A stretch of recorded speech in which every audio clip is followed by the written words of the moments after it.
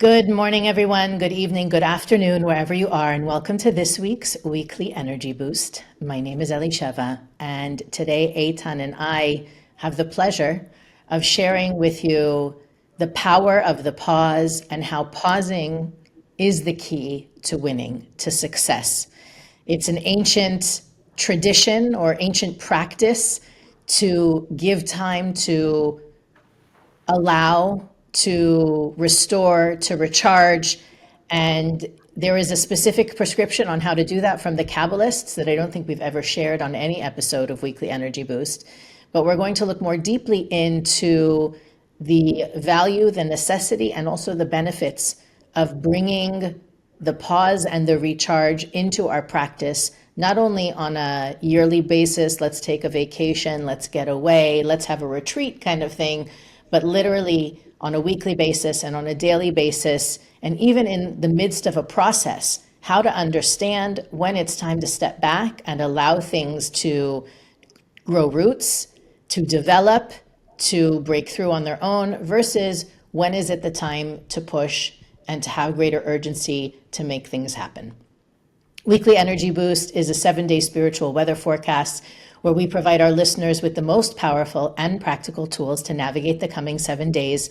We do that by gleaning through the wisdom and teachings of Kabbalah and end up providing in every episode the wisdom and tools that can not only help you navigate the ups and downs of the coming week, but the wisdom and tools can be used at any time. And because we're now in the midst of the month of Taurus, the month of ER, we're in the midst of the Omer, which also provides us with opportunities to restrict, to not push things forward, to not insist to move ahead, and, or I should say to force, not to force things to happen, as well as this week's energy and teachings from the Zohar. All of them align and point to the idea of pausing. So Eitan, where's the best place to start this conversation? So I would start with the big picture. All of us, that's human nature, would love to grow, to expand our positive feelings, our success, our love, our blessings.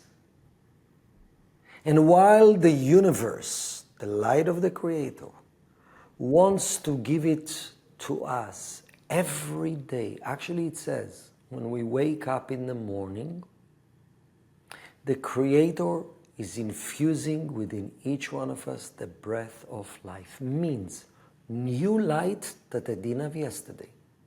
And that new light includes new injection of health, of success, of creativity, of joy, of love, of growth, of inspiration, every day.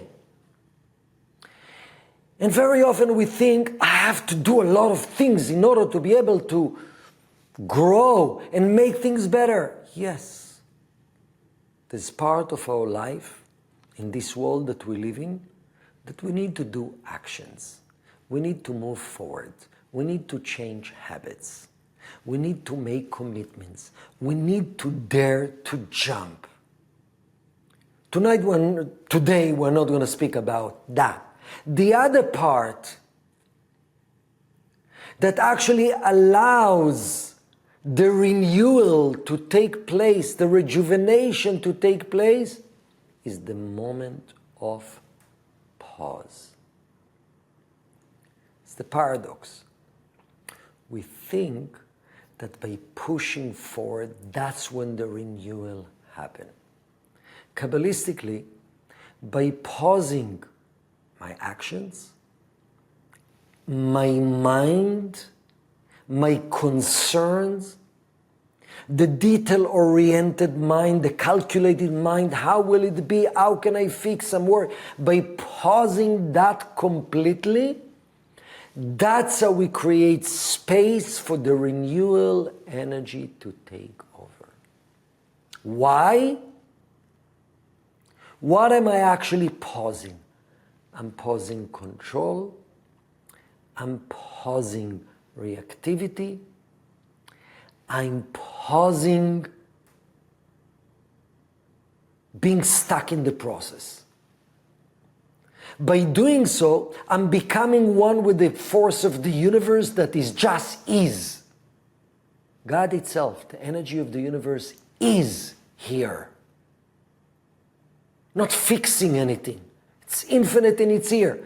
By me pausing the reactive vibration, I'm actually becoming one with that force of renewal. So now, Elisheva, let's speak about different practical examples in life. How does it work? How does it work? Where would you start? A couple months ago in a class where we were teaching about the value of pausing, that on a very simple, even biological level, when we pause our obsessive thoughts, or we manage to take space and allow ourselves to choose our response, where we're coming from, our energy, that in essence, what we're doing is we're allowing ourselves to tap into a higher power, right? That need to force things to happen, to make things happen, that perception that it's all about me. By gradually and consistently practicing pausing, we begin almost a second nature of making more conscious choices and moving more consciously and deliberately through the day. So a student raised his hand and said, I love this idea. I'm so happy for you that your life gives you the luxury of being able to pause during the day, but I can't. That's not my life. I get to work, I go from meeting to meeting to meeting. I don't have time for a glass of water. Sometimes I don't even get to go to the bathroom. I just can't imagine a reality in which I can pause, I can breathe, I can ask, what do I want from this next meeting? What do I desire? Like all the things that we were teaching in the class, really being able to choose and inject consciousness.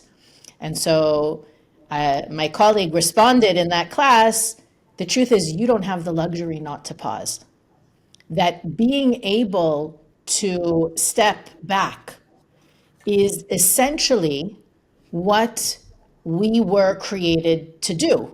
That we didn't ask to come to the physical reality. When our souls came with our specific gifts to reveal and our specific transformation to accomplish, we didn't come and say, okay, we want to do it on our own. The whole idea was to be in a physical reality, yet for the purpose, we're in this physical reality for the sake of revealing light, for the sake of spiritual connection and bringing the light to all, even the most mundane moments of our life, from traffic to the grocery store to, refilling the paper roll in your bathroom. Every moment has an opportunity to reveal light in it. And because society wires us somehow to be hyper productive, super busy, if you don't hustle, you're not going to be successful.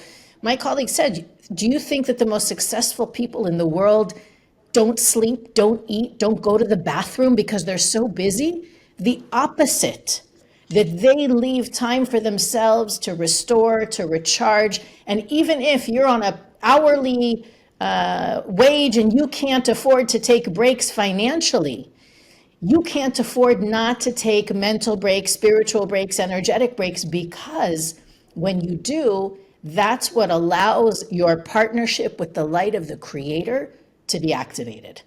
That's when you create space for less of your agenda to be manifest and more of the infinite possibilities that the truth is we really do desire. Maybe we don't believe it's possible, or we haven't taken the time or the space to imagine how much better things can be than the reality that I'm shooting toward. The fact of the matter is, and this is something that we learn about from this week's energy as well, is that we are meant to be partners with the light of the Creator. We call the Creator our silent partner, not our silent boss. We're not here to take orders and make things happen. We're here to do it in sync with, aligned with, in partnership with the light of the Creator. And if our perception is that I make it happen, I plant the seeds, I crack the seeds open, I water this, it's all up to us, the opposite, that the universe will show us, at least try to show us over and over and over again, how it's not us. That when we believe it's only us, we limit, we activate the deterioration process more than the growth process, when our perception is, if I don't do it, it's not going to happen. And so I believe that in this time we have the opportunity to take that allowing, right? That I need to, we said it a couple months ago on the podcast. I don't think we need to tell the whole story again, but that idea of pushing the rock versus moving the rock. We're just here to push the rock. And the it's not nonstop pushing. It's to push for an hour, 2 hours, and then allow the process to unfold. Beautiful. I think that sentence that you said, we cannot afford not to pause. Let's look at our physical body. Any healthy cells, in some point, in order to allow renewal of the cellular energy of the body, needs to die, to let go. It needs to pause functioning as the cell of the liver, as to let go of any seemingly contribution to the body. And then it's being renewed and coming back. That's a healthy body. What is a cancer cell? It's a cell that doesn't pause. I just want to multiply. I just want to stay in the liver, to stay in the pancreas, to stay whatever it is, whatever, God forbid, is that cancer cell. I want to multiply. I want to be alive. I want to control. What happened then? We block the flow of the light to allow renewal and rejuvenation. So in any healthy body, there's time to function, there's time to let go of yourself. It looks like a person died, the cell died, but it's not. It's renewed. Let's look at sleeping. We know even scientifically that sleep is so essential for vital energy. Kabbalistically, we know if a person doesn't sleep straight more than 3 days, it's not just physically it's bad for you. The time to sleep is the time to recharge the soul. Of course, depend what consciousness before you go to sleep will determine what type of recharge. The time that I do nothing, the time that my conscious mind is not really present, the time that I'm not doing any action, that's essential renewal for the next infusion of energy. I'm renewed, and the actual infusion happens when I'm waking up. Is the transition between the sleep and the non-sleep. That's when the download of energy is happening. In this portion of the week, the Torah speaks about this in Israel. Every farmer needs to let go of working on the ground, working on the soil, for 1 year he has to live and to let go. It's called Shemitah. Shemitah really means let go, leave the land fallow. Don't touch it, don't enjoy the fruits, let go and trust. Pause working, pause reaping the benefits from the land, and trust. And basically, the farmer needed to trust that in the 6th year, in the 7th year, and in the 8th year, they will have enough. Because the 6th year, they're still working. They need to have enough for the 7th year as well, which they are not working. And only at the end of the 8th years, they'll be able to get the crops and the fruits and the vegetables from the land. I spoke today with someone that told me, I don't understand. I know all the teachings, and I'm feeling such a challenging meetings, and so many feelings came about, resentment, anger, guilt. How do I deal with that? What does it mean to pause in that case? You know what it means, the pause is in this particular case? Pause and allow these feelings to go through you because you are clearing them with the help of the light. Don't do much. Actually, when you're trying to do something, when you try to jump to conclusions in the midst of all these feelings and ups and downs, you will be completely drained.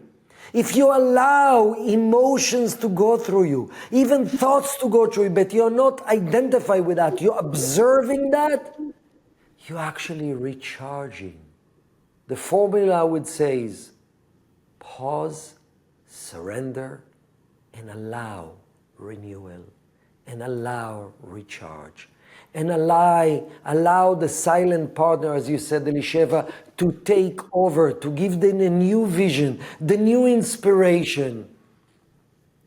Every artist, every creative person, there's time I'm in the flow, and there's time I'm not in the flow. Don't call the time that you're not in a flow a problem.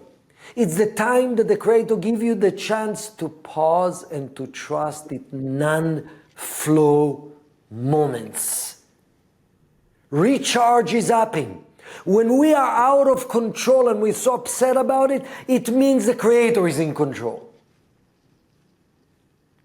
It's so true. I've spoken to so many people in the last week that are just dealing with how what they're experiencing is not the reality that they want. And even like what you were saying before, so many anxious feelings, my mind started to go to all these other examples of how pausing, that not doing or not needing to do or be busy is actually the solution. And I can think of, we could talk for hours of different examples of how not pushing, not needing to force something to happen, not needing to stay up till 2 o'clock in the morning actually provided the solution. And one of the things I tell as I guide people to embrace pausing, I give very simple recommendations like never answer an email right after you read it. Just like that. What ends up happening, especially if there's something bothers you about the content of the email or the text, pause. Don't use that knee-jerk reaction. Don't allow, I have to answer. I have to tell them. I have to justify. I have to defend. That part of ourselves is not who we really are.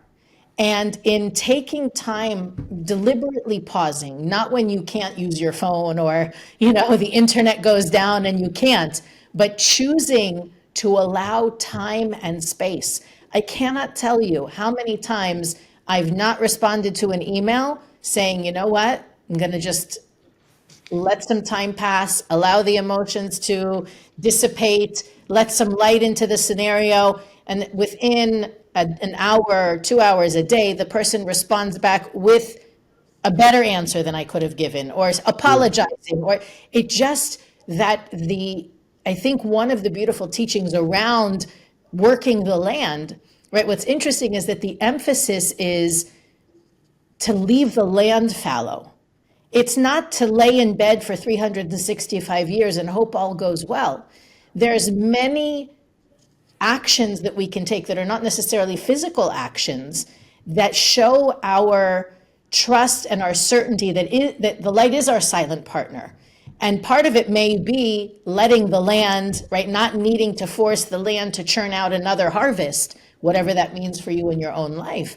But you can still be active in your consciousness. So while you're not answering the email or you're not tilling the land, you can be sending that person energy. You can be praying for the situation.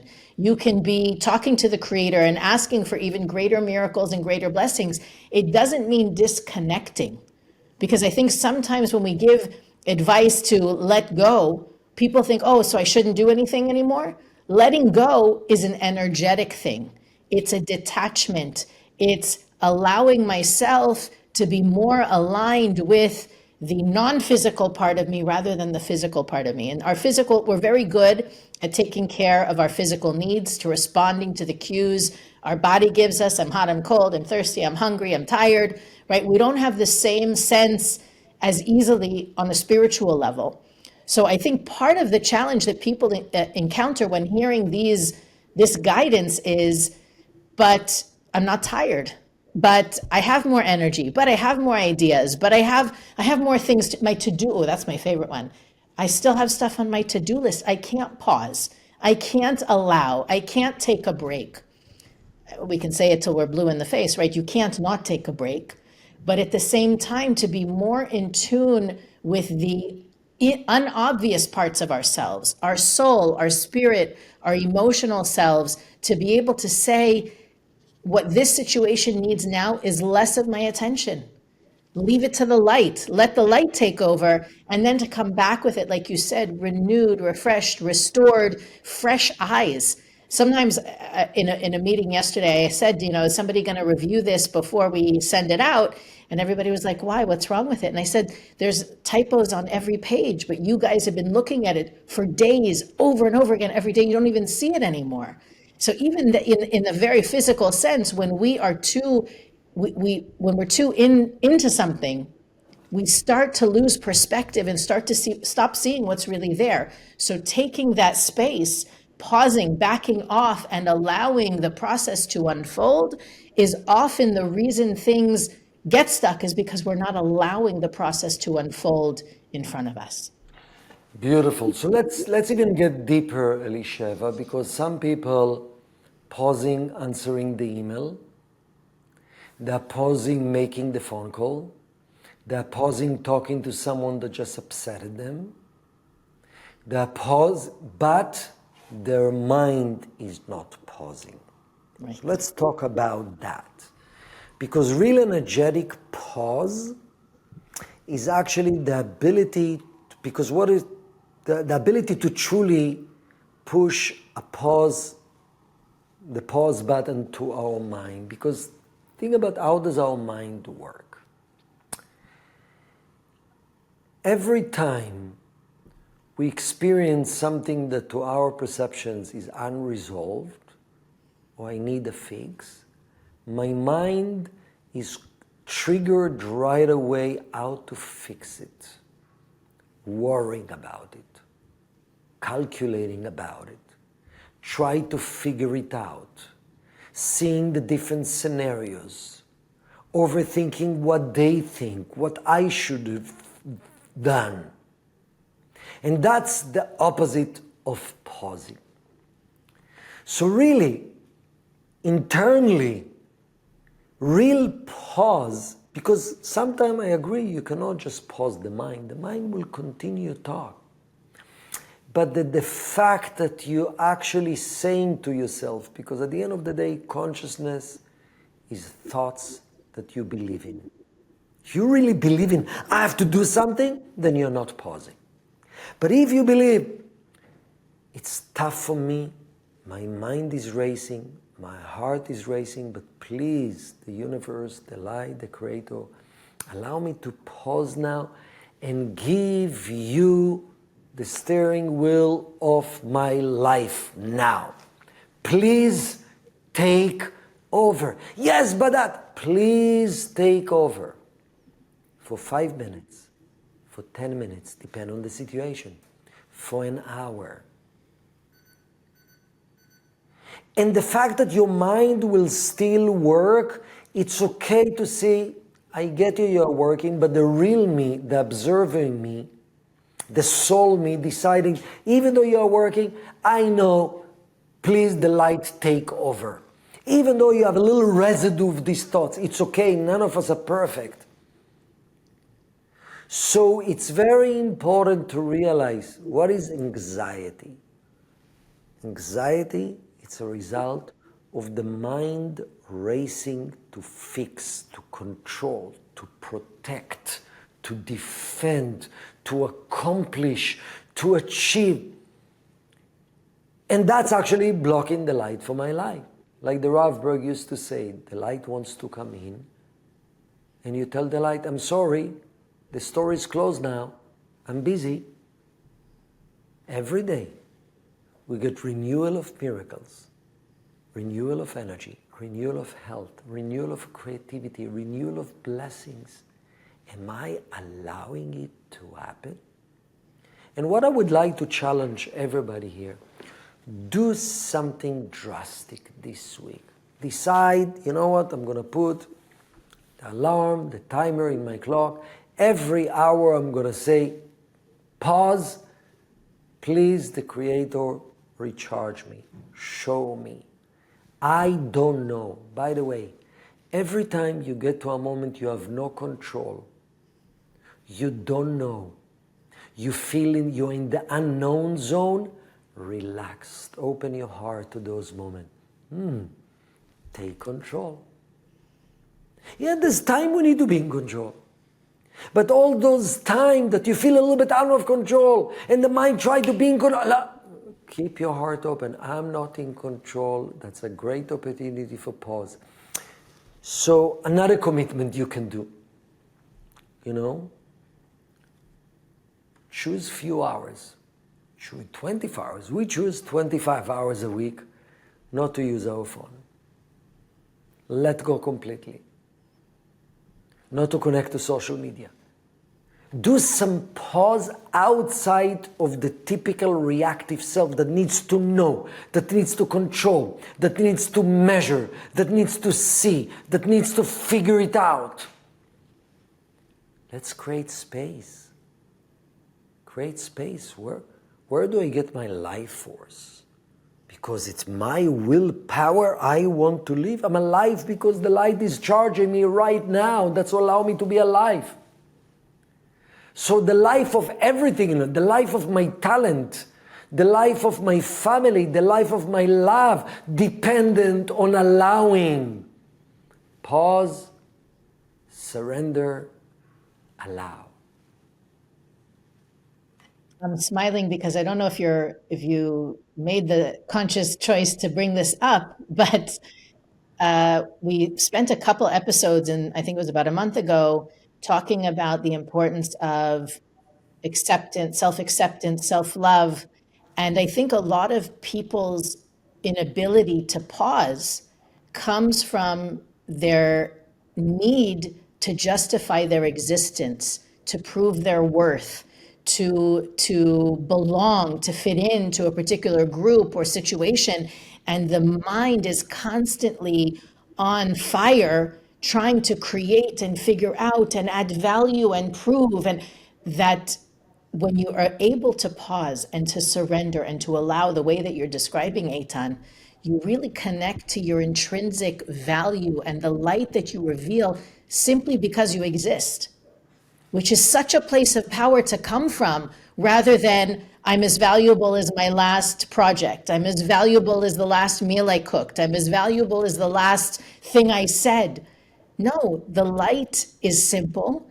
And as we are simple and just allow ourselves to fill, to take space, we, like the light of the Creator, allow things to grow and to manifest with ease and with support and with blessing, rather than needing to prove, to justify. That hustle is exhausting. So it's not only about pausing to recharge, it's also not who we are at our essence. And the more we'll take this, your challenge to heart this week, but as a means to implement it for all time, you'll see that alignment strengthens and grows, because in the same way that the light fills whatever vessel it's given, we begin to allow our energy to fill the spaces we give it, rather than need to force or to make things happen in a certain way. I love it. Well, the last thing I want to share is just a thought regarding self-love or trusting the Creator. Rather than thinking that I'm the one that's creating my energy and my life and my success, I'm the one that allowing my energy to be revealed. The light of the Creator to show itself. My true essence to shine. We all powerful beings. When we're trying to control, to manipulate, and it comes from fear, I'm not enough, and only then We're not allowing, we're not creating the energetic pause, frequency pause to allow our true self to emerge. So powerful. I'm going to take that to heart this week also. Weekly Energy Boost is available on all podcast platforms, YouTube, Facebook, and Instagram. You can follow us on all of those channels to receive more guidance and support to apply what we share with you every week. You can also visit weeklyenergyboost.com to search our archives, learn more about the things we think are important for our listeners to know. Send us a message there and click the donate button to support the production of our podcast. But as always, the way that you help us shine is by you sharing the episode with as many people as you think can receive the message. And I'm sure the more people that hear this, the more allowing that takes place, the more revelation will take place as well. And we'll see you next time on the Weekly Energy Boost. Beautiful.